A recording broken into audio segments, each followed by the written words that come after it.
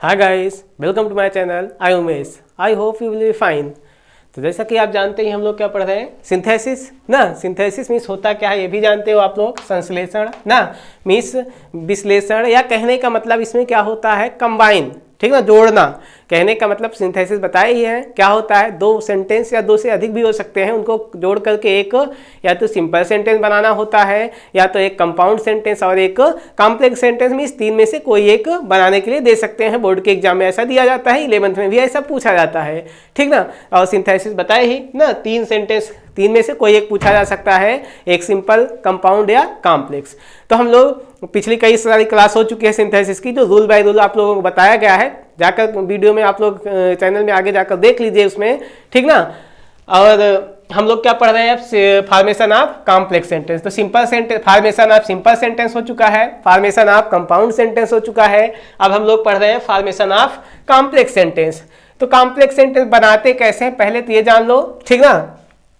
क्या होगा इसमें, कॉम्प्लेक्स सेंटेंस में पहले तो ये जानो क्या, कॉम्प्लेक्स सेंटेंस में, कॉम्प्लेक्स सेंटेंस में, कॉम्प्लेक्स सेंटेंस में एक प्रिंसिपल क्लॉज, याद रखना क्या होगा, एक तो प्रिंसिपल क्लॉज, एक प्रिंसिपल क्लॉज, ठीक ना। एक जो एक क्या बता रहे हैं, एक तो प्रिंसिपल क्लॉज जो होगा, क्लॉज जानते हो ना, क्लॉज CLAUSE, एक क्या होगा प्रिंसिपल क्लॉज, तथा अन्य सबऑर्डिनेट क्लॉज, जो अन्य होंगे और जो वाक्य होंगे। मीन्स कहने का मतलब दो या दो से अधिक, दो या तीन या चार वाक्य रहेंगे ऐसे, तो एक को प्रिंसिपल, एक को मानना पड़ेगा जो मुख्य है प्रिंसिपल, और जितने भी हैं उनको क्या, सबऑर्डिनेट, मतलब उस पर आश्रित उपवाक्य मानेंगे, ठीक ना। ऐसे एक को प्रिंसिपल क्लॉज तथा अन्य वाक्यों को सबऑर्डिनेट क्लॉज, याद रखना क्या, subordinate clause, subordinate clause. Subordinate clause means आश्रित उपवाक्य। क्या होगा, आश्रित उपवाक्य, उपवाक्य कहने का मतलब अन्य जो होंगे, जितने भी वाक्य होंगे उनको आश्रित उपवाक्य, ठीक ना। फिर क्या बता रहे हैं, होते हैं, आश्रित उपवाक्य होते हैं।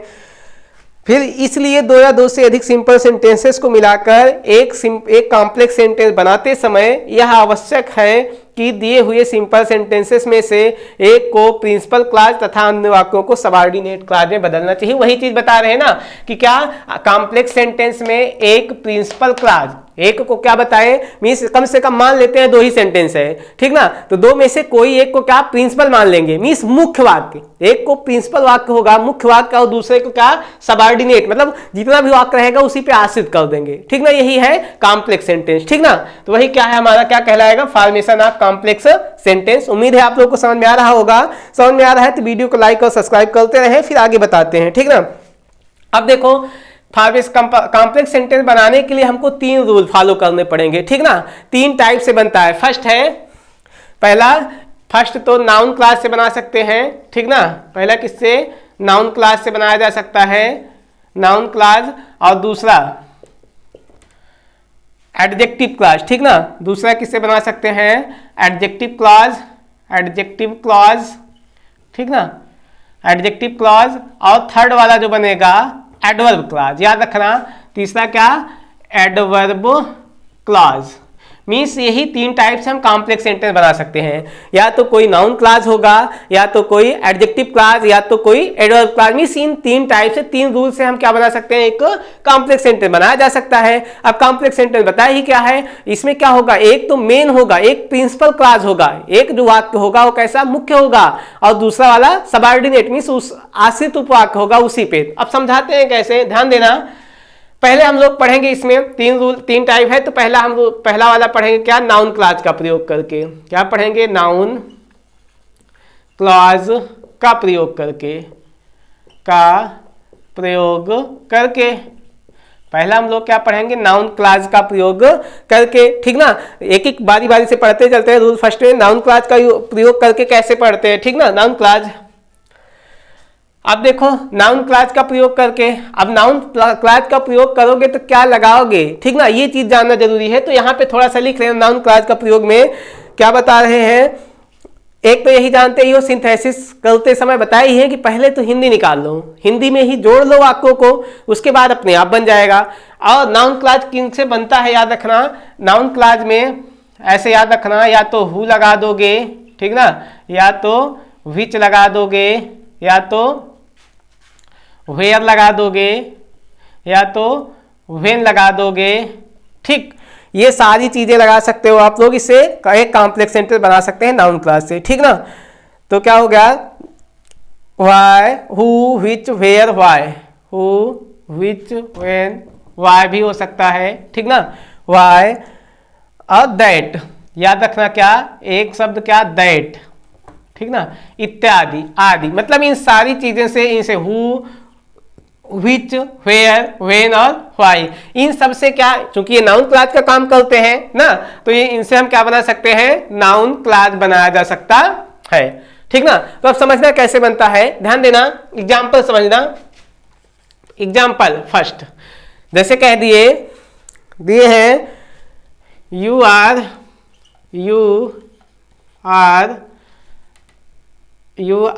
अ लेजी बॉय, या इंटेलिजेंट ले लेते हैं, you are N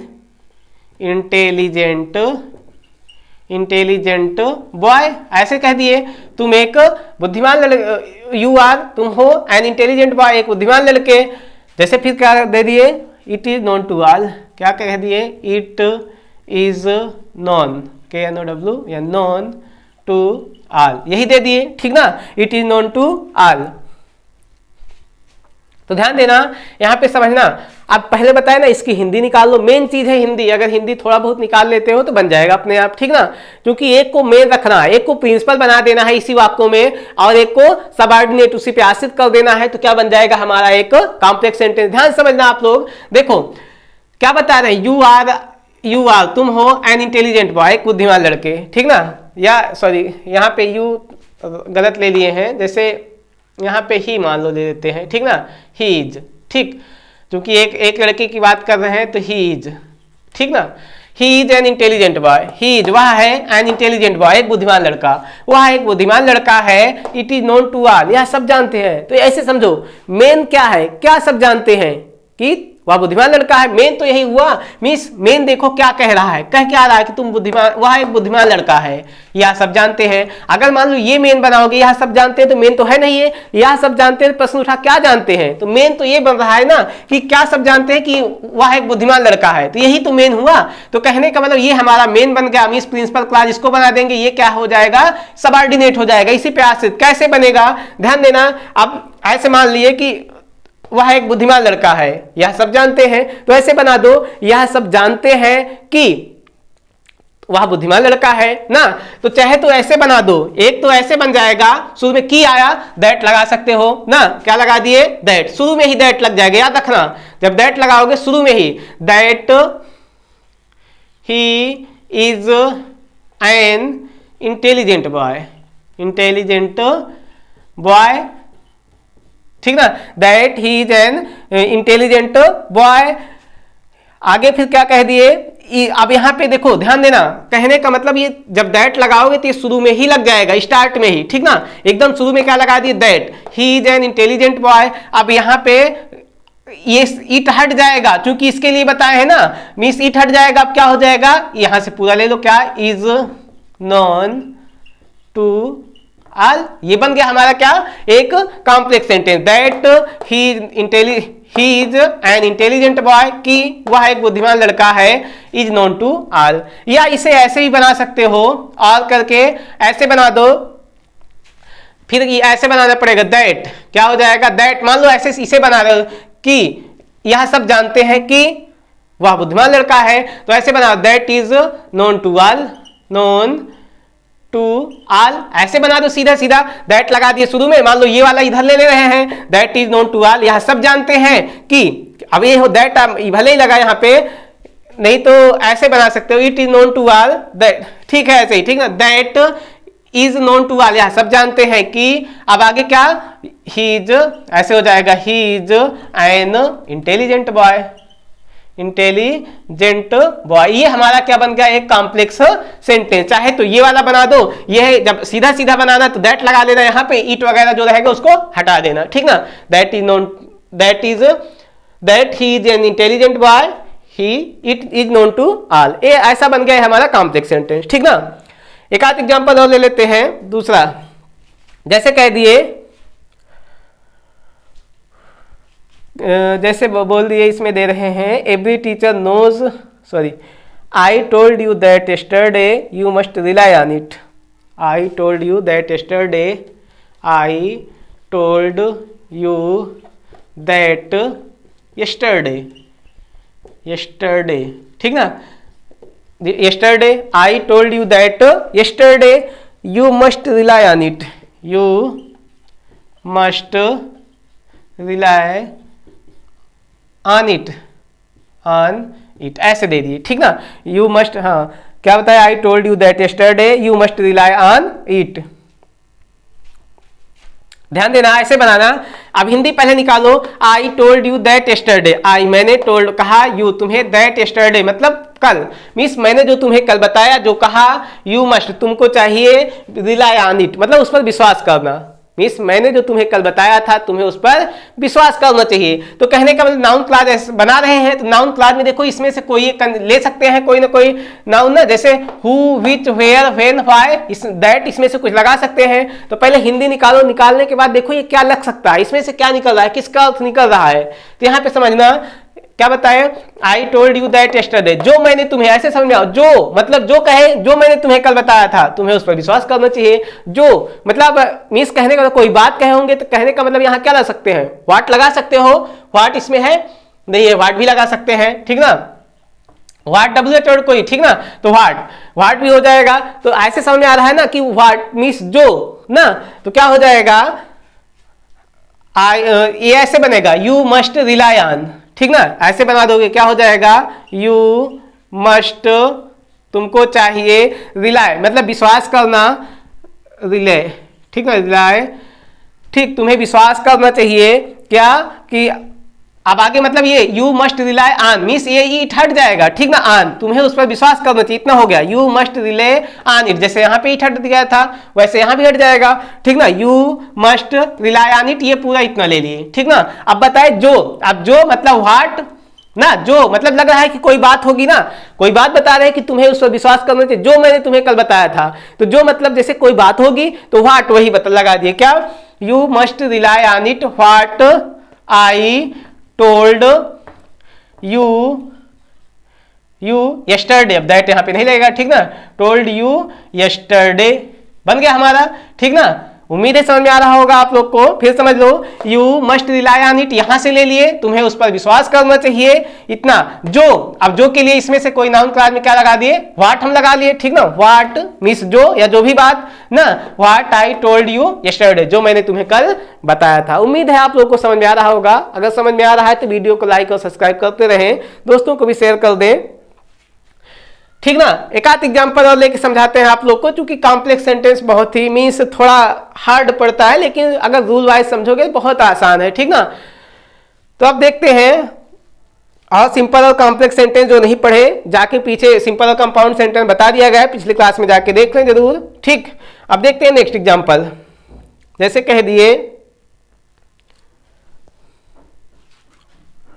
B must love the poor, क्या बताए, be must love the poor, love the poor, be must love the poor. फिर दूसरे में बता रहे हैं, Gandhi ji taught us so, Gandhi ji taught us so, ठीक ना। ऐसे दे दिए, समझना, ध्यान देना। बी मस्ट लव, बी हमको मस्ट चाहिए, लव प्रेम करना, द पुअर मीन्स गरीबों से, दा लगा दिए, पुअर मीन्स सभी गरीबों की बात की है, ठीक ना। तो क्या बताए, बी मस्ट हमको चाहिए, लव द पुअर गरीबों से प्रेम करना चाहिए, Gandhi ji taught us so, Gandhi जी ने ऐसा बताया। तो मेन समझो इसमें क्या बताया ना, एक प्रिंसिपल क्लॉज होगा और दूसरा सबऑर्डिनेट करना है, हमको उसी पे आश्रित करना है। तो ये ध्यान देना, इसमें मेन क्या बना सकते हैं, जब मान लो हमें गरीबों से प्रेम करना चाहिए, कौन बताया? गांधी ने ऐसा बताया। तो मेन क्या बना सकते हैं? क्या गांधी ने हमें ऐसा बताया? ऐसा बन नहीं सकता। मेन क्या है? प्रिंसिपल किसको बना सकते हैं कि क्या कि हमें गरीबों से we must love the poor, हमें गरीबों से लव प्रेम करना चाहिए ना। तो ये तो मेन बन गया ना, गरीबों से प्रेम करना चाहिए ऐसा बताया, तो मेन तो यही बन जाएगा ना। तो ये तो क्या अब बताए ना, जब मेन ये है, मेन इसको बना दिए, चाहे तो ऐसे लगा Gandhi ji taught us so that लगा दो वहां पे, गांधी जी ने हमको बताया कि अब भी मस्ट लव द पुअर। नहीं तो सीधा सीधा बनाना, ऐसे दैट लगा दोगे ना, की निकल रहा है। हमको गरीबों से हमको चाहिए लव प्रेम करना गरीबों से, ठीक ना, गरीबों से प्रेम करना चाहिए, गांधी जी ने ऐसा बताया, ठीक ना। तो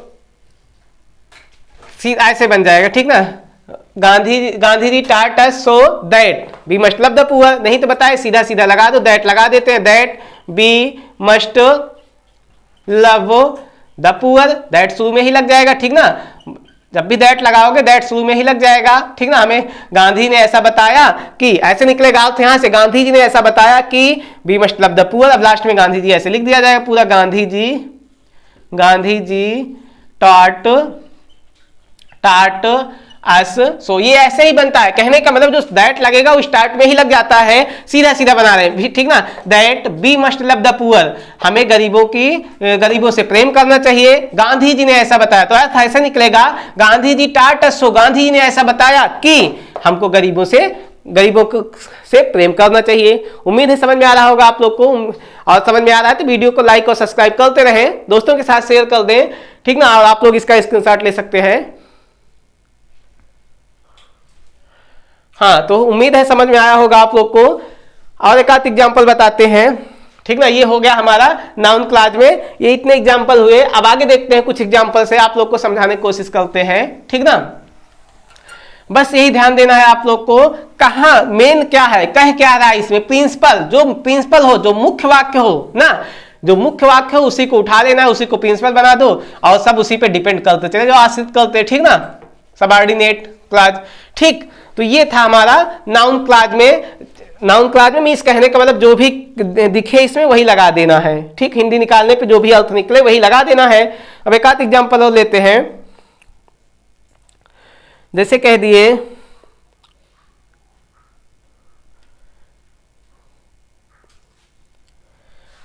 he will get good mark, we believe so, he will get good mark। जैसे कह दिए he will get good mark, ठीक ना, good mark, ठीक ना, he will get good mark। फिर दूसरा कह रहे हैं he will get good marks, we believe so, we believe so, ऐसा दे दी, ठीक ना। तो मेन देखो इसमें क्या बता रहे हैं, he will get good marks, वह प्राप्त करेगा गुड मार्क्स, अच्छा नंबर, उसे अच्छा नंबर मिलेगा, वह अच्छा नंबर प्राप्त करेगा। बी बिलीव सो, बी हमको बिलीव विश्वास करना चाहिए, सो ऐसा हम ऐसा विश्वास करते हैं, ठीक ना। बी बिलीव हम विश्वास करते हैं, सो ऐसा। तो देखो इसमें मेन क्या है, मेन क्या ये है, हम उस ऐसा विश्वास करते हैं, ऐसा तो नहीं है। क्या विश्वास करते हैं, ऐसा समझो, हम विश्वास करते हैं, किस पर विश्वास करते हैं, मेन ये समझो, B will get good mark ना, he will get good mark, वह अच्छा नंबर, मेन तो ये बना ना, मीन्स प्रिंसिपल ये बनेगा कि हाँ वह अच्छा नंबर प्राप्त करेगा, मेन ये बन गया। इसी पे इसको डिपेंड कर दो, इसी पे सबऑर्डिनेट इसी बना दो, आश्रित उपवाक्य, तो क्या हो जाएगा। अब ऐसे देखो हिंदी क्या निकल रही है, वह अच्छा नंबर प्राप्त करेगा, हम विश्वास करते हैं, ऐसे बनाओ, हम विश्वास करते हैं कि वह अच्छा नंबर प्राप्त करेगा ना। तो क्या लग जाएगा, दैट, ठीक ना, दैट शुरू में ही बताया, लग जाएगा, that he will get good marks, ठीक ना, गुड मार्क्स। अब यहां कॉमा, फिर क्या, बी बिलीव सो, ये हमारा क्या बन गया, एक कॉम्प्लेक्स सेंटेंस, ठीक ना। तब थोड़ा सा अलग टाइप है, इसको देख लेते हैं। जब ये मतलब इसके अलावा भी कुछ होते हैं, जब ऐसे मान लो सेंटेंस ही देखकर पहचान लोगे, ठीक ना। जैसे मान लो सेंटेंस आप लोग को इस टाइप का दिया रहे, तब ये भी कॉम्प्लेक्स सेंटेंस बन जाता है। जैसे ही does not know who she is, जैसे कह दिए ही does not no, he does not no. अब कह दिए यहां पे हु इज सी। ध्यान देना बहुत ही सिंपल है ये सब, ठीक ना। केवल यहाँ पे ध्यान देना आप लोग 2 मिनट, ठीक ना। इसको कंबाइन करेंगे, ठीक ना। एक आध एग्जाम्पल और ले लेते हैं थर्ड इस टाइप का। जैसे कह दिए tell me where is C. क्या कह दिए? Tell me where is C, ठीक। वेयर इज सी, इसको कंबाइन करेंगे। एक और ले लेते हैं। जैसे कह दिए, यहां पे फुल स्टॉप लग जाएगा। जैसे कह दिए कि चलो इतना बता देते हैं फिर देखते हैं, ठीक ना। जैसे कह दिए, ध्यान समझना, he does not know who is she. तो यहीं पे देख लेना, जैसे कह दिए ही डज नॉट नो, वह नहीं जानता हु। देखो यहाँ पे कोई ना कोई WH word, who, where means जो भी बताया गया है नाउन क्लास में, ये सारी चीज इसमें से कोई ना कोई वर्ड यहाँ पे दिया रहेगा। किसी चाहे तो पहले वाक्य में या दूसरे वाक्य में कुछ ना कुछ दिया रहेगा, ठीक ना। तो देखो अब उसके बाद देखो, इसके बाद हेल्पिंग वर्ब रहेगी हमेशा। कोई WH वर्ड होगा तो हेल्पिंग वर्ब, जैसे WH वर्ड है तो हेल्पिंग वर्ब, ठीक ना। तो इस टाइप का सेंटेंस आ जाएगा। तो क्या करोगे कॉम्प्लेक्स सेंटेंस बनाने में, केवल क्या कर देना है, केवल और केवल ऐसे पहला वाला जो रहेगा उसको ऐसे लिख लिए, who he does not no, वह नहीं जानता है, ठीक ना। अब यहाँ पे क्या हु ऐसे हो जाएगा हु।